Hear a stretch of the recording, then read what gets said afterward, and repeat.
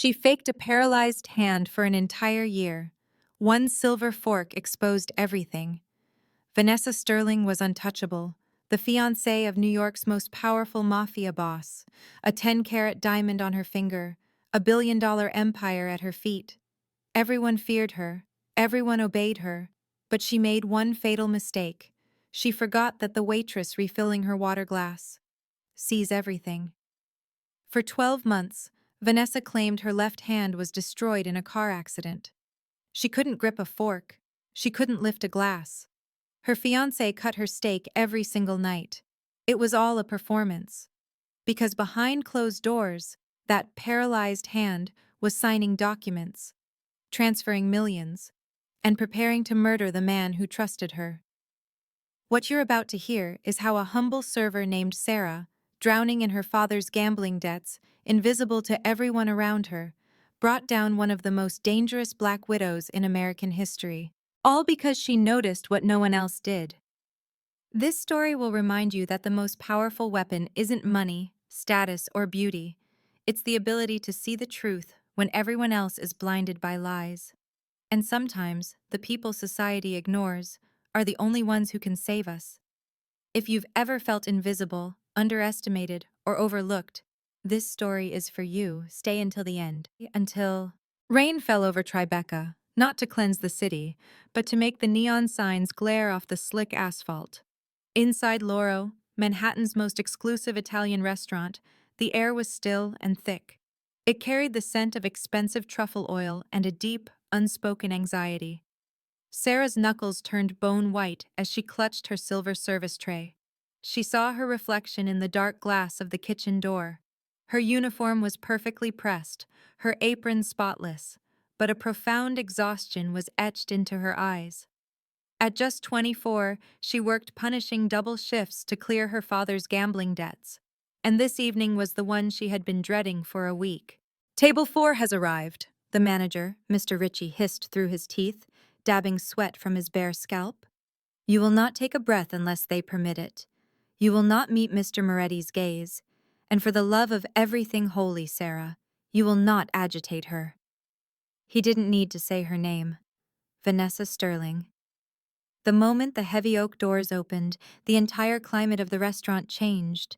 The oxygen seemed to drain from the room entirely. Two enormous bodyguards stepped inside first, their suits costing more than Sarah's lifetime income. Then, Dante Moretti appeared. He was nothing like the man portrayed in the tabloids. He did not carry himself like a common criminal.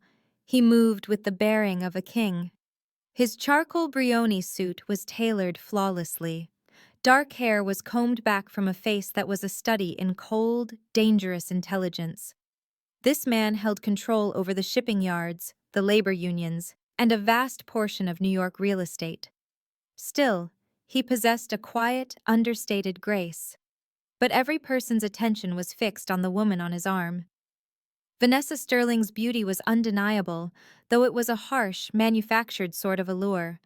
Her blonde hair was pulled back severely, diamonds hung from her ears, and a contemptuous sneer seemed a permanent feature on her painted red lips. She favored one leg as she walked, leaning heavily on a bespoke cane with a lustrous pearl handle. "Dante, my leg," she complained, her voice sharp enough to make the jazz pianist falter. "This floor is treacherous. Have they even mopped it? Or are they hoping I fall and die before our wedding?" Dante's cold expression remained unchanged, but his hold on her arm tightened to provide support. "It is polished marble, Vanessa. Please, just walk." She retorted, "I cannot believe you insisted on this place," and threw her coat toward a busboy without a single glance. "It smells of garlic and desperation in here." Sarah drew in a quiet, steadying breath. As the lead waitress for the VIP area, she was accustomed to difficult clients. She had managed entitled Wall Street traders and intoxicated politicians. She could certainly handle a mafia bride-to-be. Sarah approached their table, setting down the menus with a smooth, professional motion. "Good evening, Mr. Moretti. Miss Sterling, it is good to have you back at Loro. May I get you started with some water?" Vanessa interrupted her without looking away from her phone. "Sparkling. Room temperature. And if even one of those bubbles appears hostile, I will send it back. Also, replace this napkin. It has the texture of sandpaper. Sarah hesitated for a moment. The napkin was 100% Egyptian cotton. Of course, ma'am. Dante finally looked up. His eyes, dark and nearly black, met Sarah's for a brief second. They held no threat, only a profound and weary curiosity. He looked like a man imprisoned in a fortress he had built himself. Your name is Sarah, correct? Dante asked, his voice a low, gravelly timbre. Sarah felt a chill run through her. He remembered her name. Yes, sir. Dante gave a slight wave of his hand. Do not worry about the napkin. It is perfectly fine. Please just bring us the wine list. The Bulgari, 1996. Vanessa's phone hit the table with a loud crack that silenced the entire dining room. I'm sorry, what did you just do? She demanded. Are you actively trying to undermine me in front of the staff? In front of this nobody? Dante's jaw clenched. I am just trying to have a peaceful dinner, Vanessa. She leaned across the table, her voice a venomous whisper. I am the future Mrs. Moretti. When I declare that a napkin feels like sandpaper, then it is sandpaper. And you, she directed her furious gaze at Sarah. Stop looking at my fiancé. I see right through you. You think you can flutter your little eyelashes and get a bigger tip? You are nothing. Now go fetch my water. Sarah immediately lowered her gaze and retreated to the kitchen, her heart pounding a frantic rhythm against her ribs. She was so much worse tonight. Rocco, the second-in-command chef, spoke in a low voice as he arranged an appetizer. The rumor is that the wedding is next month. She is on edge because Dante still hasn't signed the prenuptial agreement. She wants to secure her position. She is a true monster, Sarah said under her breath, reaching for a fresh bottle of San Pellegrino. Rocco cautioned her with a pointed ladle. Be very careful, Sarah. Dante Moretti is a man you do not cross, but he lives by a certain set of rules. Vanessa has no rules at all. She would destroy you for entertainment. I heard she had the valet fired last week because his car mirror moved when she got in. Sarah gave a slight nod, compulsively straightening her apron. She desperately needed this position. The money was essential. Her plan was to become invisible. She would be like a ghost in the room. But ghosts often witness the secrets that living people try so hard to conceal. When Sarah went back to the table, the air was so heavy with tension you could carve it with a knife. Vanessa was making a grand spectacle of her supposed frailty. My hand is cramping up again, Vanessa lamented, displaying her left hand, which featured a brilliant 10-carat diamond engagement ring. She massaged her wrist with exaggerated motions. The nerve damage from that awful car accident is acting up. Dante, darling, you will need to cut my steak for me this evening. I can hardly manage a fork. Dante took a slow sip of his wine and sighed. You seemed perfectly capable at the gallery event this morning, Vanessa. That was adrenaline, she snapped back. I was in agony the entire time. You simply never listen to what I tell you. The doctor confirmed the nerves in my left hand are completely destroyed. I have absolutely zero strength in my grip. If I happen to drop something, it is certainly not my fault. Sarah poured the water without a sound. She kept her eyes on Vanessa's left hand. The fingers were flawlessly manicured, lying limp and still on the white tablecloth. I will need a straw, Vanessa ordered. She looked directly at Sarah. I cannot lift this glass. My wrist. I will bring one for you right away, Sarah replied in a soft voice. As Sarah moved away, she observed something unusual. Vanessa used her injured left hand to grab her clutch purse. The action was swift and sharp, pulling the bag closer as if to conceal it. The movement was far too quick and precise for someone with shredded nerves. Sarah stopped for just a heartbeat, a small frown forming on her face, before continuing to the bar. Why would someone fabricate an injury to their hand? Sarah understood that wealthy people often craved drama, but this felt different, more deliberate and strategic. She returned with the straw just as the appetizers were being served. Carpaccio drizzled with truffle shavings. This smells absolutely foul, Vanessa declared, her nose wrinkled in disgust. She took her fork in her right hand and prodded at the thin slices of meat. Dante, have them remove this. I would like the lobster risotto instead, and you can tell the chef he may as well chew it for me, since you seem to believe I am an invalid. Dante slowly rubbed his temples. Vanessa, I am asking you to please just eat.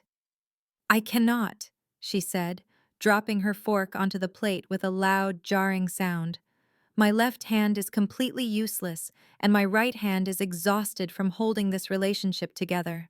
It was clearly a theatrical display, a loud and vulgar act designed to bully Dante into giving in to her demands. Sarah watched everything from beside a nearby pillar.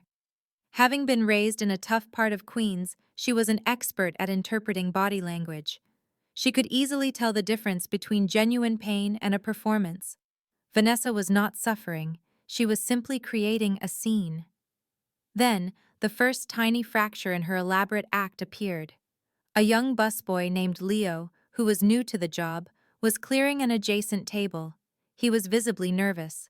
As he pivoted, his elbow brushed against the corner of Dante's table. A large silver salt shaker was knocked off balance. The shaker wobbled for a moment on the tablecloth's edge.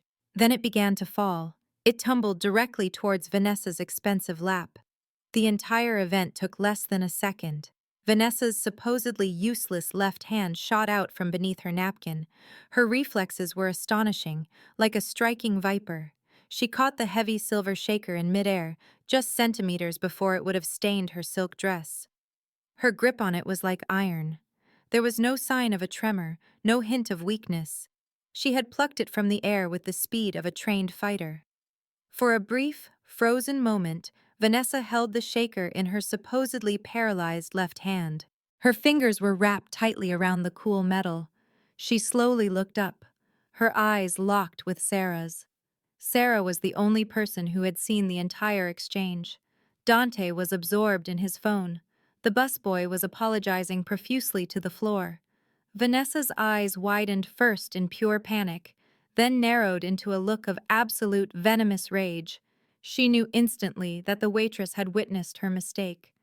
With slow, calculated precision, Vanessa set the shaker down on the table. She then allowed her hand to become limp once more, letting it fall onto her lap like a dead weight. "You clumsy fool!" Vanessa shrieked, redirecting her fury onto the frightened busboy as a distraction. "You nearly destroyed a $10,000 dress! Dante, you need to fire him! Fire him this instant!" Dante finally looked up from his phone. "It did not even touch you, Vanessa." "He jeopardized my safety," she lied, her voice climbing higher. "I am trembling. Just look at me. I'm completely shaken." She held up her right hand, making it quiver for dramatic effect. But her left hand, the one that had just executed a flawless catch, was carefully concealed beneath the table. Sarah took a step forward. She could not stand by and let Leo lose his job. He was a father of 2 young children. "Ma'am, Leo is extremely sorry. It was a complete accident. I saw exactly what happened. Nothing made contact with you." Vanessa's head snapped toward her. Vanessa's voice sliced through the air, aimed directly at Sarah. "You witnessed all of it." The menace in her tone was undeniable. "Say nothing about what you just saw, or I will end you." "Yes, ma'am," Sarah replied, meeting her stare without flinching. "I saw precisely what occurred." A cold, reptilian smile spread across Vanessa's face. "Is that a fact? Well, since you are so attentive, be a dear and fetch my main course, along with a clean fork. This one appears to be soiled." She lifted her fork, a heavy and sharp piece of silver steak cutlery, and extended it toward Sarah, but she did not let go. Instead, she let it fall to the floor. "Oops," Vanessa said, her voice a sickeningly sweet parody of concern. "My weak hand. Please pick that up." Sarah's eyes moved from the fork on the polished floor to Vanessa's face. This was never about a piece of silverware. It was a power play, a demand for submission.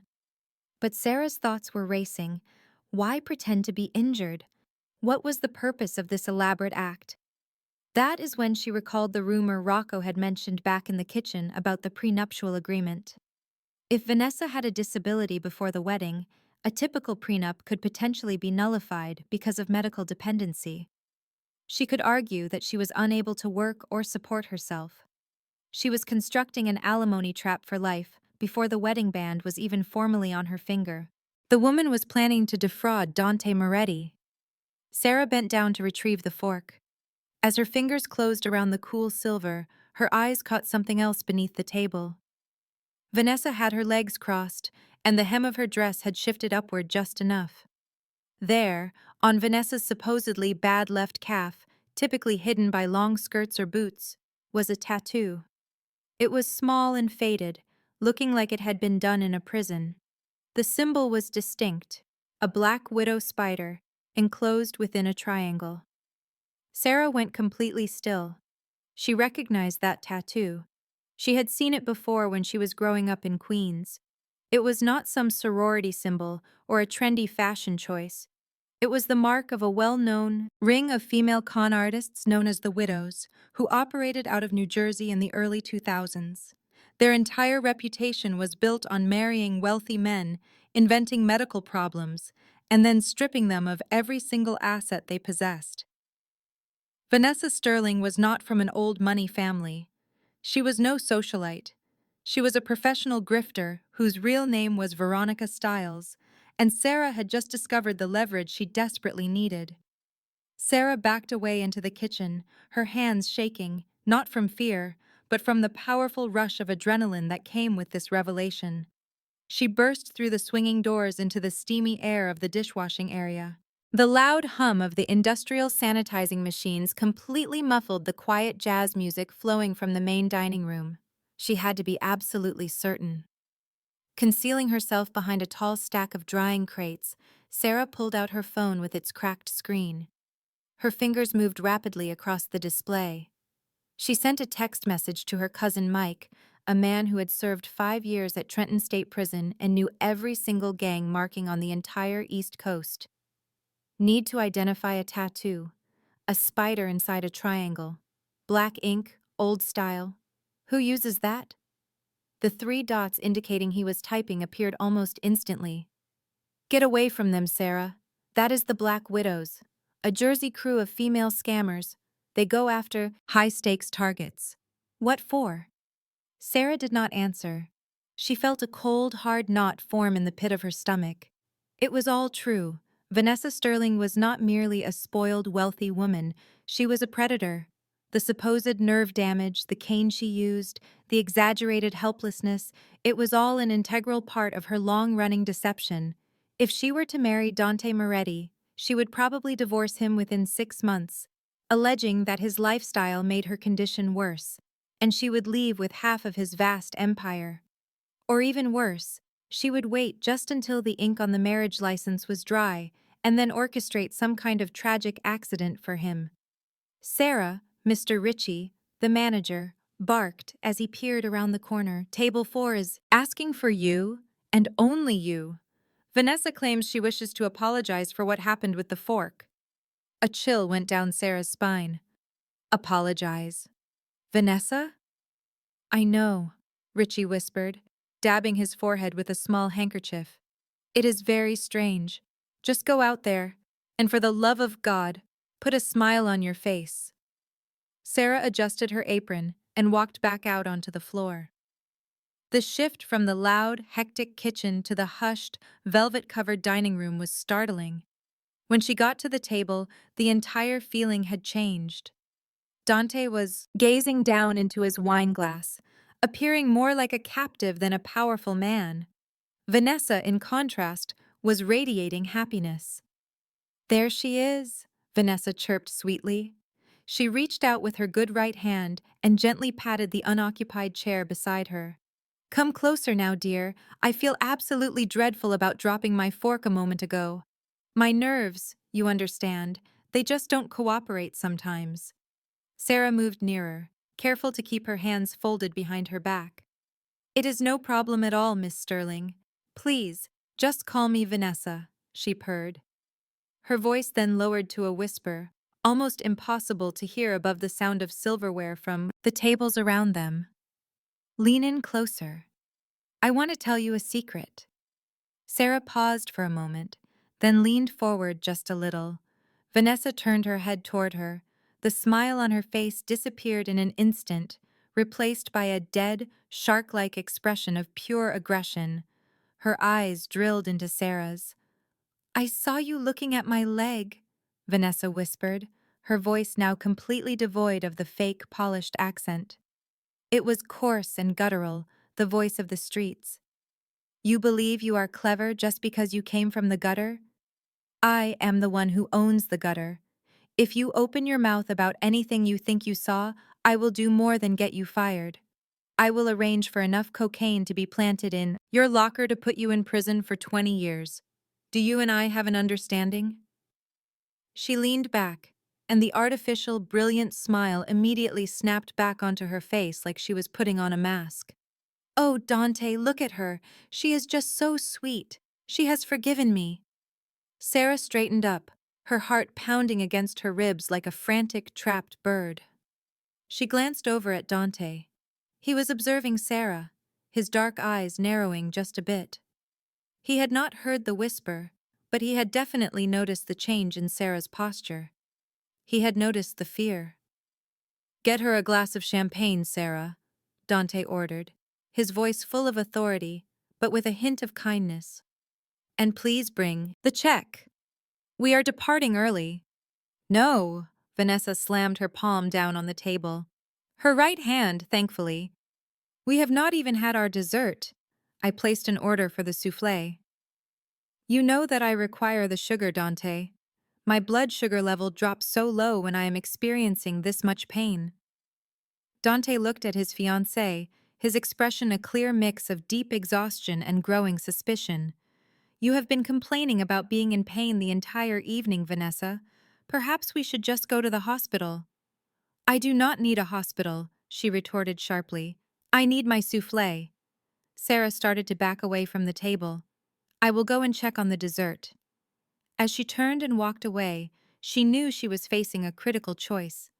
She could simply keep her head down, serve the fancy dessert, and allow Dante to walk straight into a trap that could very well cost him his fortune and maybe his life, or she could choose to fight back.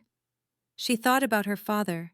He was a good man, a dedicated union carpenter who was financially ruined by a loan shark that used confusing fine print and false promises to steal their family home.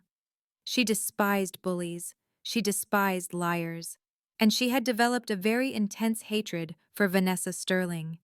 She needed evidence, something that was completely undeniable. She headed for the kitchen, but instead of asking about the soufflé, she went directly to the security office. The door was not locked. The night guard, an older gentleman named Gus, was falling asleep in his chair in front of the monitors. Gus, Sarah whispered, gently shaking his shoulder. Huh? What is it? Gus jolted awake, quickly straightening his cap. I need you to bring up the video from camera 3, the one positioned above the VIP section, from about 20 minutes ago. Sarah, I am not allowed to do that. Richie would have my job. Please, Gus. This is a matter of life or death. I mean that literally. Gus studied her desperate expression for a moment, and then let out a sigh. He typed a password into the system. The screens flickered to life. Sarah rewound the security footage, and there it was, the salt shaker toppling over, Vanessa's hand darting out, the flawless catch, the moment she froze, the dawning realization. Holy cow, Gus breathed out. Did you see that? Kind of reflex?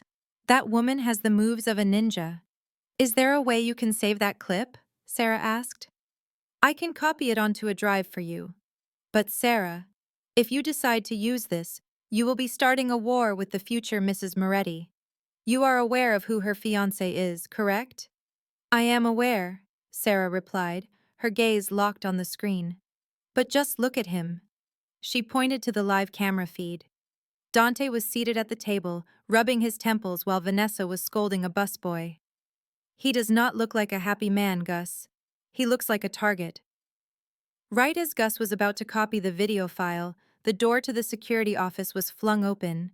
It was not Mr. Ritchie. It was one of Dante's bodyguards, a massive man named Enzo, whose neck was as thick as the trunk of a tree. He completely filled the doorway, blocking any chance of escape. "Mr. Moretti requires the check," Enzo said in a low rumble. "And the lady wants to know where her waitress has gone.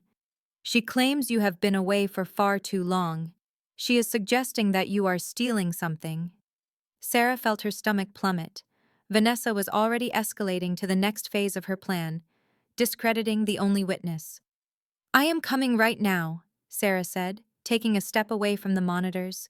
She gave Gus a meaningful glance, silently urging him to save the tape, and then she followed Enzo back into the lion's den. The dining room had grown much quieter now. The majority of the pre-theater patrons had already departed, leaving behind only the dedicated drinkers and the influential deal-makers. When Sarah returned to table 4, Vanessa was crying. They were crocodile tears. Enormous, sparkling drops were rolling down her immaculately powdered cheeks. "It is missing, Dante. It is completely gone," she cried out, clutching her wrist dramatically. "What is gone?" Dante asked, his patience clearly wearing thin. "My bracelet. The antique Cartier piece you gifted me for our 3-month anniversary. I removed it because it was starting to irritate my wrist, my sensitive skin, as you know, and I placed it right here on the table, just beside the breadbasket. And now it has vanished." Dante scanned the surface of the table. It was now bare, except for the wine glasses and the last remnants of their meal. "Are you positive you did not place it inside your purse?" Dante inquired. "I have already checked. It is not in there." Vanessa then aimed a trembling finger directly at Sarah. "She is the one who took it. She is the only other person who has been near this table. I noticed her looking at it with envy earlier. She has been jealous of me all night long." The terrible accusation filled the silent air like a cloud of smoke. Every single person in the restaurant turned to stare. Sarah refused to back down. "I did not touch your bracelet, Miss Sterling." "A complete lie," Vanessa cried out, her voice sharp. "Dante, search her right now. Have Enzo do it. I am sure she has it hidden in her apron." Dante rose to his feet with a deliberate slowness. He calmly fastened a button on his suit jacket. His gaze shifted from Sarah over to Vanessa. "Enzo," Dante said in a low voice. The bodyguard moved forward immediately. "Check the floor," Dante commanded. "I want you to look under the table."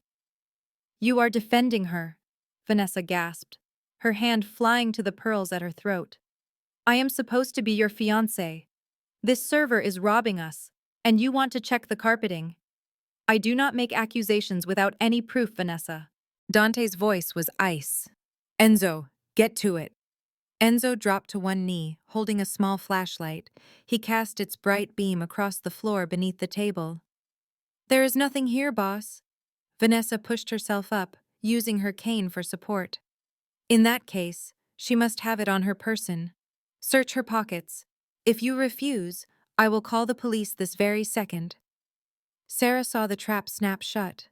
It was obvious now. Vanessa had likely concealed the bracelet in her own hand and then slipped it into Sarah's apron when she leaned close to whisper that threat moments before. It was a textbook move, the bump and the plant. A search would find it on her. Sarah would be arrested. Her word about the injured hand would mean nothing, and Vanessa would have won. Sarah could feel a small, cold object in her left apron pocket, a weight that had not been there just minutes ago. She was cornered. "Very well," Sarah said, her voice surprisingly firm. "You have permission to search me, but not in the manager's office with him as a witness." "And why not here?" Vanessa shot back, terrified of being proven wrong. "No," Sarah insisted, meeting Dante's stare directly. "Because after I prove my innocence, I do not want you claiming I dropped it on the floor to conceal it." Dante observed her closely. He recognized the defiance, glowing in her eyes. But he saw something more than that. He saw integrity. The office, Dante declared. Immediately. The journey to the manager's office felt like a solemn funeral procession. Mr. Ritchie was breathing in short, panicked gasps out in the hall. Dante moved with a serene but deadly composure. Vanessa hobbled beside them, her expression one of smug tragedy. Once inside the compact office, Sarah positioned herself in the middle of the room. "Show us what is in your pockets," Dante instructed. Sarah first reached into her right pocket, pulling out her order pad, a simple pen, and a wine key. She set each item on the desk. Then, she reached into her left pocket, the one containing the cold lump. Her fingers closed around the object. She knew it was the bracelet. She could feel the sharp edges of the diamonds. If she revealed it, everything was finished. But Sarah had a plan of her own. Growing up in Queens, her cousin Mike had taught her a thing or two about misdirection before he got sent away. "Please wait," Sarah said. "Before I show you this pocket, I need to ask Miss Sterling a question." "Just show us what is in it," Vanessa hissed. "No," Dante interrupted. "Allow her to speak." Sarah kept her hand inside her pocket, her fingers tightly wrapped around the bracelet. "Miss Sterling, you claimed you removed the bracelet because it was irritating your wrist. Which one was it?" Vanessa paused. "It was my left wrist, the one that is injured. The metal was putting pressure on the nerve, and you took it off using your right hand. Of course, my left hand is completely paralyzed. So," Sarah continued, choosing her words with care, "you managed to open a complicated Cartier clasp, one that needs 2 fingers to pinch and another to pull, with only your right hand. That would be impossible without assistance from someone else. Or perhaps, unless your left hand is perfectly functional." I, well, I used my teeth to help," Vanessa stammered. "Prove it," Sarah challenged. "Here is the watch from Mr. Ritchie's wrist. Put it on your left arm and then remove it using only one hand. If you succeed, I will gladly empty my pocket. But if you fail, then it is possible you are being dishonest about more than just this bracelet." The room became completely still. It was an enormous risk. Sarah was betting Vanessa's pride would prevent her from backing down, but that the laws of physics would ensure her failure. "This is absolutely absurd," Vanessa yelled. "Dante, put a stop to this." "Do it, Vanessa," Dante said. His tone was no longer indifferent. It was frozen solid. "If what you say is true, this should be simple. Show me now." Vanessa glared at the inexpensive watch Mr. Ritchie was holding out. Her face turned a deep shade of red. She looked from Dante to Sarah. The room felt like it was shrinking around her. "Fine!" she shrieked. She snatched the watch with her right hand. She tried to slap it onto her left wrist, but she was unable to secure the clasp using only one hand. She fumbled with it. The watch fell from her grasp. She could not do it. It is not the same," Vanessa wailed. "The Cartier clasp is much easier." "It is actually much more difficult," Dante corrected her. "It features a double safety lock. I am the one who purchased it."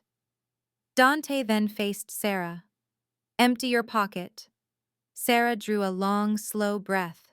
She pulled out her hand. Vanessa's lips curved into a smirk, anticipating the sparkle of diamonds. Sarah opened her palm. It was completely empty. Vanessa's mouth fell open. "What?" "But I placed it. I mean, it must be in there." "You placed it where?" Dante asked, his voice sinking into a threatening whisper. "What were you about to say, Vanessa? That you put it there yourself?" Vanessa turned incredibly pale. "No, what I meant was, I witnessed her putting it there." "Search me," Sarah offered, raising her arms. "Enzo, feel free." Enzo performed a quick pat-down. "She is clean, boss." Sarah had used the oldest trick known to restaurant servers. As she entered the office, she had passed the laundry receptacle by the door. In a single, seamless movement that was hidden by her own body as she turned, she had flicked the bracelet from her pocket into the heap of soiled linens. It was a gamble, but she needed to remove the evidence from her person. It is not on her, Dante stated flatly. He fixed his gaze on Vanessa. So, where could it be? She probably swallowed it, Vanessa said, desperate for an explanation. That is enough, Dante cut her off. Enzo, please escort Vanessa to the car. You are throwing me out? Vanessa screeched. I am your fiancée. Not quite yet, you are not, Dante replied.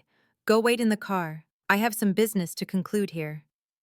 Vanessa shot Sarah a look filled with pure, unfiltered, murderous rage. She spun around and limped away, but in her fury, she neglected to use her cane. She took 4 perfectly balanced steps before she remembered, at which point she stumbled dramatically and clutched the doorframe. Dante observed the entire display. He remained silent until the door clicked shut. He then turned back to Sarah. You are clever, far too clever to be waiting on tables. I have to pay my bills, Sarah replied, her voice now trembling as the adrenaline faded. You did not take the bracelet, Dante said. It was a declaration, not a question. But I believe you know its location. It is in the laundry bin, Sarah confessed.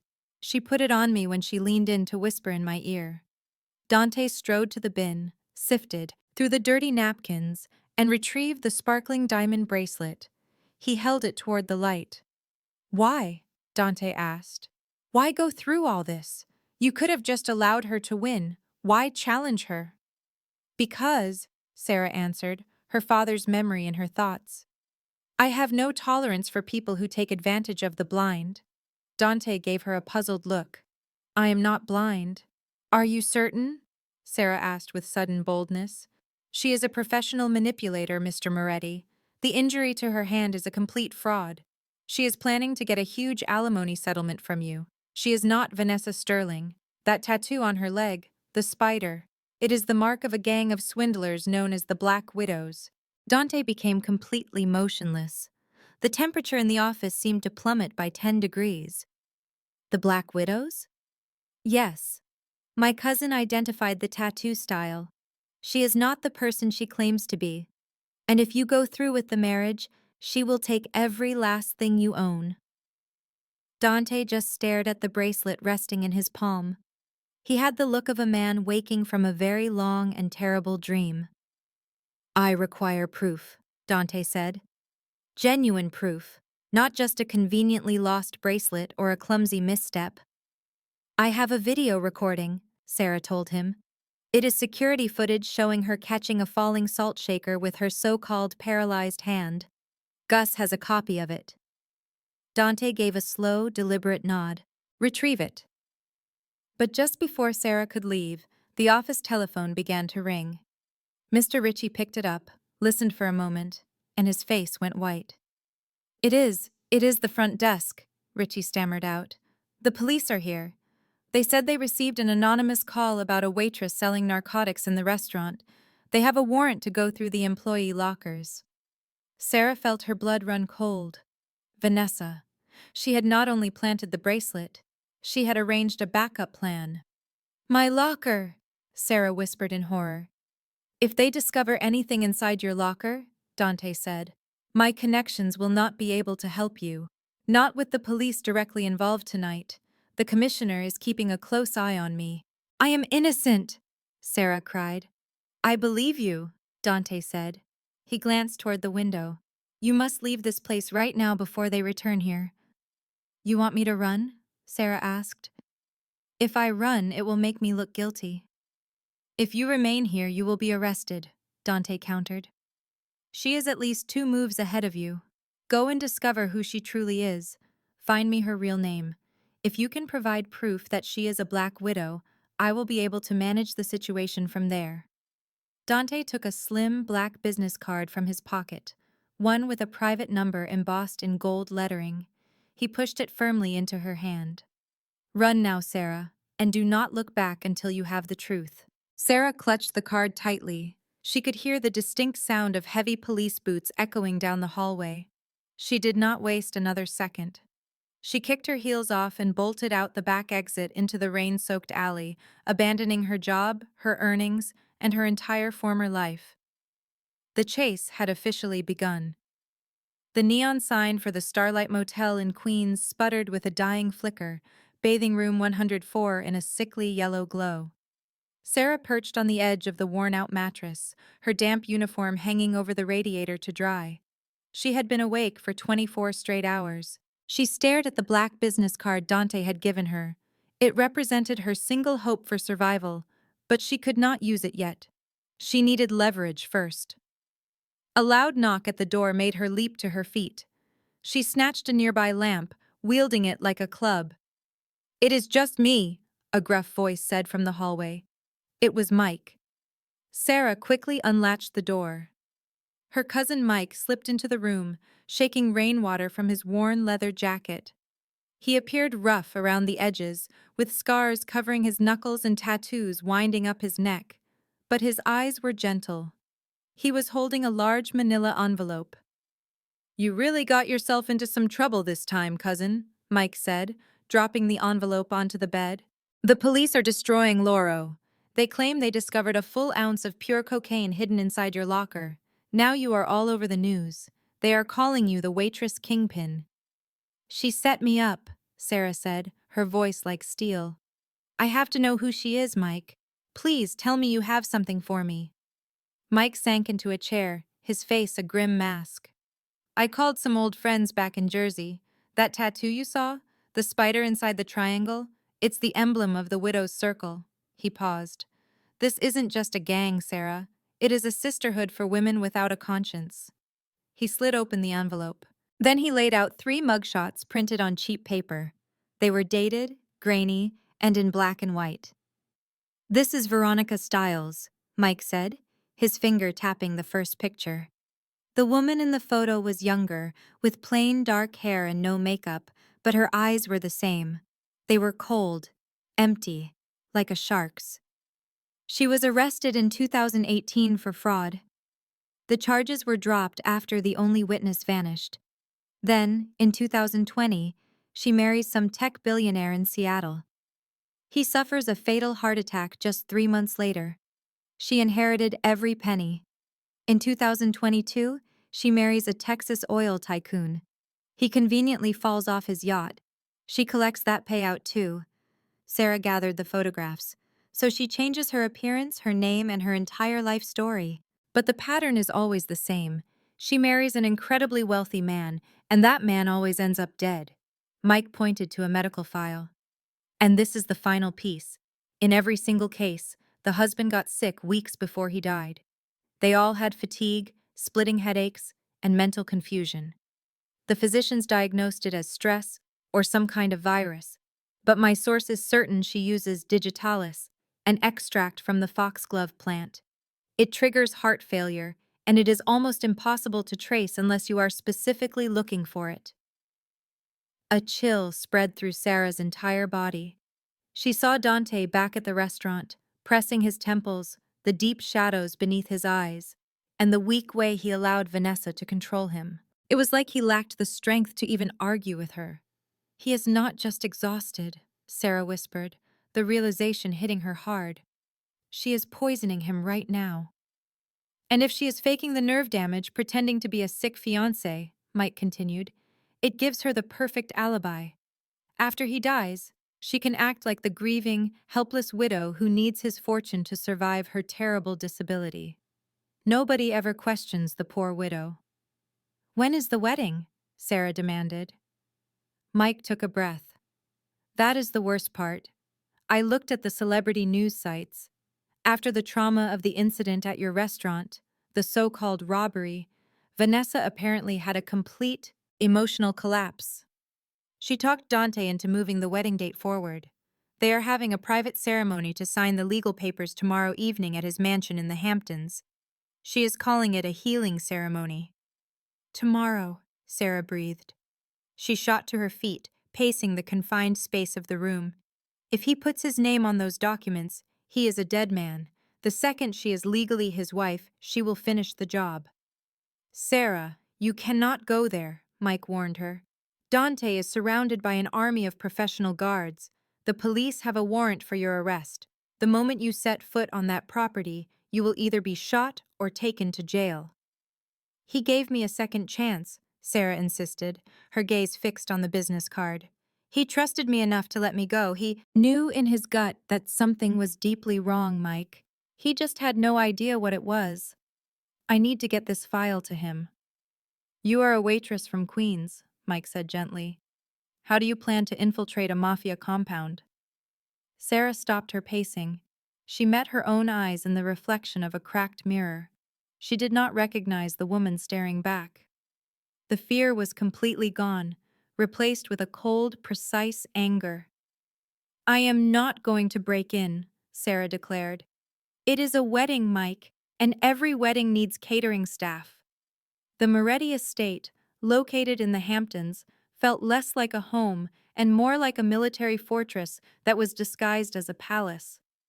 It was surrounded by towering stone walls, massive iron gates, and security guards with earpieces who patrolled the perimeter. At the service entrance, the frantic energy of event setup was at its peak.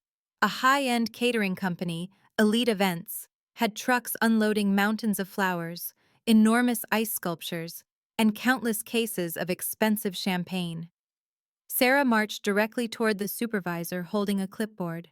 She had used cheap dye from a motel sink to turn her hair jet black, pulling it into a tight, severe bun. She wore a pair of thick-framed glasses and a uniform she had lifted from a laundry service van a few blocks away. I am the replacement dishwasher from the agency, Sarah stated, her voice deliberately flat and uninterested. They told me you were short a person. The supervisor, a stressed-out woman wearing a communication headset, barely glanced at her. It is about time. Get an apron. Your job is polishing glassware. Do not break a single thing, or I will take it out of your immortal soul.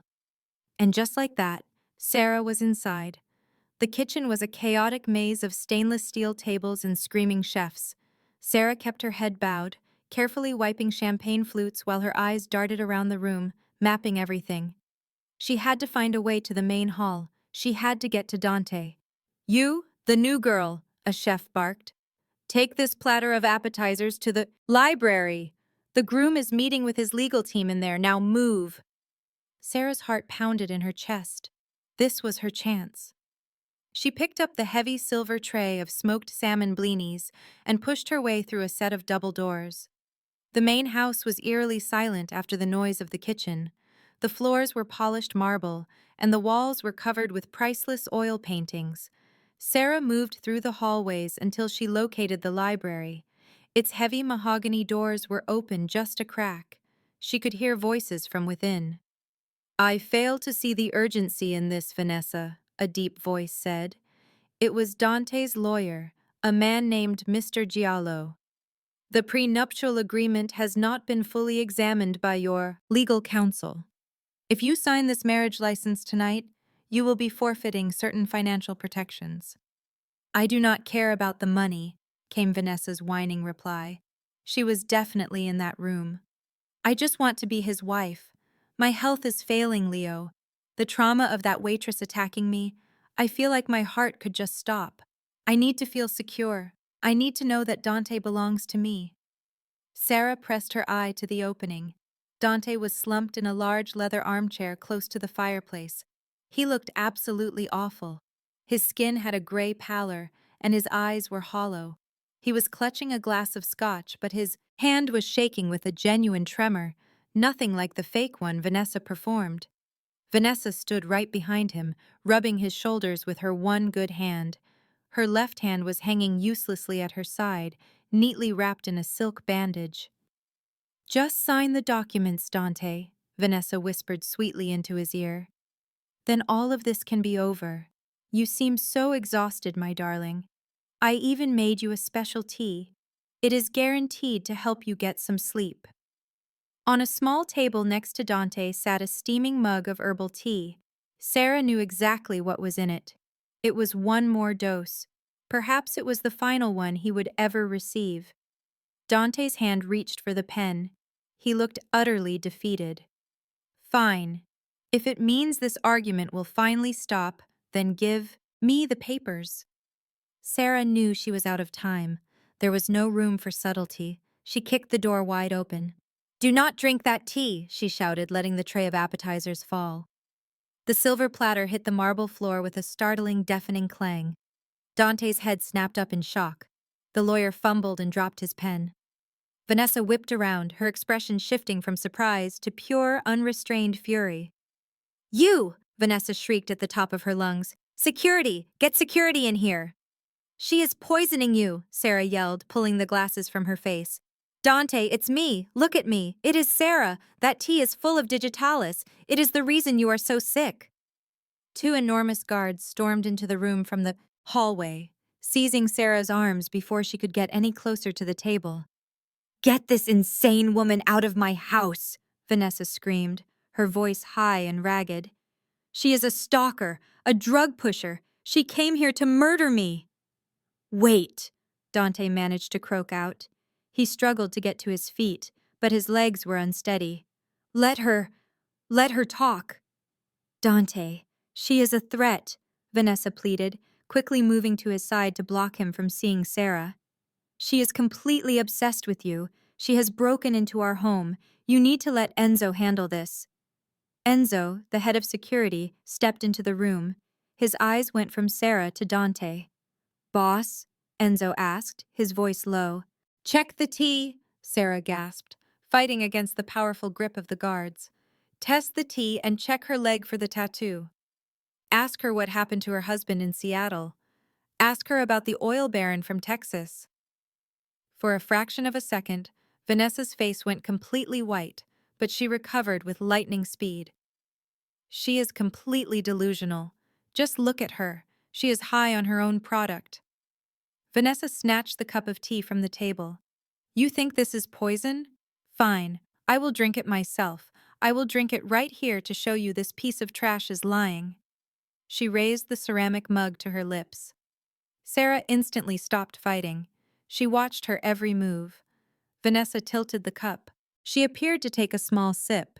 Then she slammed the cup back on the table. "See?" Vanessa sneered with contempt. "It is just chamomile tea. Now remove her from my sight and call the authorities." Dante's gaze met Sarah's. The flicker of hope she had seen in his eyes died out. He collapsed back into his armchair. "Sarah, why are you doing this?" "I am sorry, Mr. Moretti," Enzo said, his hand firmly on Sarah's shoulder. "I must secure the area." Sarah felt herself being pulled backward. She saw Vanessa's lips curl into a small, triumphant smirk. But then Sarah saw something else. When Vanessa had pretended to sip the tea, her throat had not moved at all. She never actually swallowed. She had faked it, just like she faked her injured hand, just like she faked being in love. Sarah was shoved from the library and dragged forcefully down the hall. "Wait!" Sarah yelled back at Enzo. "Check her pocket." She never swallowed the tea. She either spit it back into the mug or is still holding it in her mouth. "Enzo, please, you know who I am. I gave back the bracelet. You know I am not a thief." Enzo stopped. He remembered the incident with the bracelet very clearly. He knew that Sarah possessed a rare integrity, and he also knew that Dante's health had been declining ever since Vanessa had arrived. "Hold her right here," Enzo commanded the other guards. "What are you doing?" one of them asked. "I am going to check that tea," Enzo grunted. But just as he was about to turn around, a terrified scream came from the library. "Dante! Oh my goodness, Dante!" Enzo and the guards immediately ran back toward the sound, pulling Sarah along with them. Inside the library, Dante was sprawled on the floor, his body convulsing violently. A white foam was appearing at the corners of his mouth. "He is having a heart attack," Vanessa wailed, standing above him while wringing her hands together. Both of her hands. "I knew it! The stress has killed him! He is dead! Somebody call 911! Sarah wrenched herself free from the distracted guard's grasp and knelt beside Dante. She felt for his pulse. It was there, but it was faint and thready. "He is not dead," Sarah said firmly, "but he is going to be unless we extract that poison now. Get away from him!" Vanessa charged at Sarah, her limp and cane completely forgotten. She slammed into Sarah with an unexpected power. Sarah stumbled backward, her hand falling onto the dinner cart that had been brought in for the ceremony. Her fingers tightened around the cold, heavy steel of a silver dinner fork. She watched Vanessa. Vanessa positioned herself over Dante, creating a barrier against the guards and the staff. She was allowing him to die. She seemed invincible, a queen in her own deadly kingdom. But every powerful figure has a vulnerability. Sarah scrambled back to her feet, the fork now gripped tightly in her hand. Stabbing Vanessa was not an option. That would get her killed instantly. She had to reveal the truth. She had to shatter the illusion. "Hey, Veronica!" Sarah yelled the name she remembered from the police photo. Vanessa went rigid. Her head shot up, her eyes wide. "Think fast."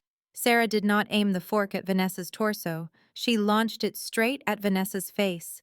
It was a swift, powerful toss, tumbling through the air.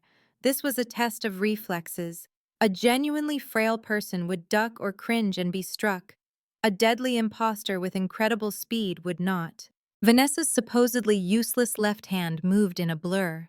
It was pure instinct, a survival response. She snatched the fork from the air just inches from her eye. Her grasp was flawless, her arm unyielding. The entire room fell into a heavy silence. There stood Vanessa, the helpless fiancée, holding a piece of silverware in a perfect combat stance, with her paralyzed hand hovering over the expiring dawn. Enzo witnessed it. The attorney witnessed it. The bodyguards witnessed it all. Vanessa finally understood her catastrophic error. She stared at the fork, then at the room filled with armed men. "Oh no," Sarah breathed. The quiet in that library was absolute. The moment lasted only 3 seconds, but it stretched into an eternity. Vanessa was a statue, the silver utensil held firmly in her supposedly lame left hand, her arm locked in a flawless defensive position. Adrenaline. Vanessa shrieked, her voice thin and sharp. She dropped the fork as though it were scalding hot. It was a miracle. The jolt must have activated my nerves. "Save your story." Enzo's voice was a low growl. He drew his pistol, aiming it directly at Vanessa, not Sarah. "Move away from the boss. Enzo, have you gone mad?" Vanessa retreated with her hands in the air. "I am his betrothed. That server is the real threat." "I saw the catch, Vanessa," Enzo stated, placing himself between her and Dante. "And I watched you pretend to take that drink. You never actually swallowed." Enzo snatched the teacup Vanessa had placed on the table. He brought it to his nose. "The scent of bitter almonds, and yet you are fine." "He is having a heart attack," Vanessa shrieked, gesturing toward Dante, who was now fighting for breath on the floor. "He requires a doctor, not this pointless questioning." "Get the paramedics," Enzo yelled to his men, "and put her in restraints immediately." "Do not lay a hand on me," Vanessa hissed. The facade was gone, her face twisting into an expression of pure fury. She reached into her garter belt, not for a handkerchief, but for a small ceramic blade she had managed to hide from the metal detectors. She lunged, but not at Enzo. He was too large a target. She went for Dante. If she was denied the marriage, she would complete her task and insist he passed before the authorities showed up. "No!" Sarah propelled herself forward. She was unarmed, but she had a serving tray. She swung the heavy silver platter with every ounce of her strength. Clang! The tray impacted the side of Vanessa's head with a sickening thud. The small knife flew across the polished floor. Vanessa collapsed onto the rug unconscious, her expensive gown pooling around her like a discarded doll. "A good swing," Enzo admitted, reholstering his firearm. He knelt down next to Dante. "Boss, hang on. Medics are 2 minutes away." Sarah fell to her knees at Dante's side. His face was ghostly white, his skin damp and cold. "He needs air," she urged. "Unfasten his tie. Keep him conscious." Dante's eyelids flickered. He stared at the ceiling for a moment, then his gaze found Sarah. He looked at Vanessa's still form on the floor, and then back to Sarah. "You," Dante gasped, his voice a faint whisper. "You returned." I did not finish my service, Sarah managed, forcing a smile while tears filled her eyes. Someone had to clear the dinnerware. 2 weeks after that night, a headline in the New York Post declared, "Black Widow caught in her own web. Mafia bride revealed to be a serial murderer." Sarah was reading the article on a bench in Central Park. The authorities had discovered digitalis inside Vanessa's cosmetic bag. They uncovered falsified medical documents. They located the passports belonging to 3 of her deceased husbands. Veronica Stiles, also known as Vanessa Sterling, was headed to prison for life with no chance of parole. Sarah folded the newspaper. She was finally safe. The allegations against her were dismissed the moment Enzo supplied the security tapes from the restaurant, but she was also jobless, without money, and essentially without a home since leaving the motel earlier that day. She observed the autumn leaves drifting down, contemplating if Laura might rehire her. It seemed unlikely. "I find the view from my own terrace to be superior," a voice commented. Sarah glanced up. A black sedan was idling by the curb. Dante Moretti was standing there, supported by a cane, a legitimate one this time. While recovering from the poison, he had become thinner, but the healthy color had returned to his face. He was dressed in a plain sweater and jeans, appearing less like a powerful crime lord, and more like an individual who had received a precious second opportunity. "Mr. Moretti," Sarah said, rising to her feet, "I am so relieved to see you are well." "Dante," he corrected her gently. He walked toward the bench and took a seat. "Please, join me." Sarah sat down again. "I owe you a sincere apology," Dante began, "and my gratitude. You saved my life, Sarah.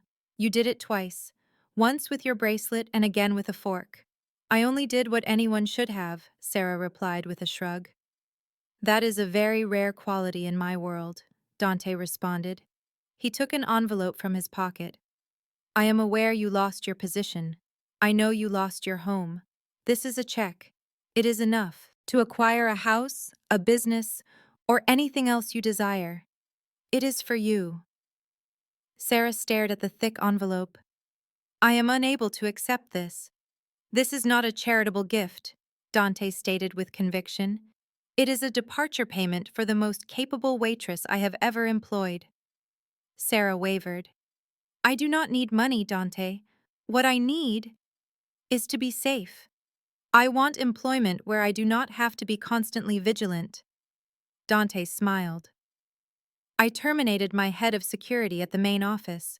He overlooked a ceramic blade. "I require someone who is highly observant, someone who sees the tiny details, someone who is not hesitant to hit a murderer with a serving platter." Sarah let out a laugh. "Are you offering me a job? I have no knowledge of security protocols." "You knew more than Enzo did," Dante pointed out. "The position pays 6 figures annually, includes full benefits, and I can assure you the napkins are quite soft." Sarah looked at him closely. She saw the person behind the powerful reputation. He was not a villain. He was a man who had felt lonely enough to welcome a monster into his life. She accepted the envelope and then returned it to him. "Keep your money," Sarah said. "I will accept the job." Dante offered his hand. "Welcome to the family, Sarah." As their hands met, the sun emerged from behind the clouds, casting a light on the silver cane in Dante's hand. This was not a storybook conclusion. This was reality. But occasionally in the real world, the decent people prevail. And that is the story of how a routine dinner service brought down one of the most clever criminals in recent memory. Vanessa Sterling believed she could perform her way into a vast fortune, but she overlooked a fundamental principle. You can deceive the boss, but you cannot deceive the people who serve him. Sarah did more than just save a man's life. She demonstrated that the most formidable weapon in a room is not always a firearm. Sometimes, it is a silver fork and a pair of eyes that recognize the truth. This story teaches us a powerful lesson. Never underestimate the people you consider beneath you. The waitress you ignore might be the one who saves your life or exposes your crimes.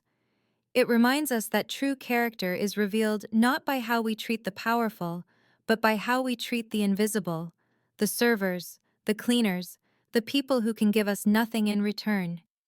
And for those of you who have ever felt small, unseen, or powerless, remember Sarah. Your ability to notice what others miss, to stay observant when no one is watching you, that is your superpower.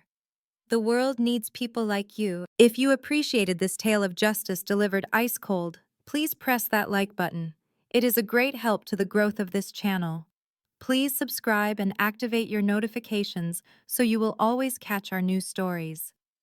And please share in the comments, have you ever identified someone's lie simply by observing their actions? This content was carefully researched, crafted, and manually edited by our team to bring you meaningful lessons and inspiration. Every story we share is designed to touch your heart and remind you of your own strength. Thank you for being part of our community.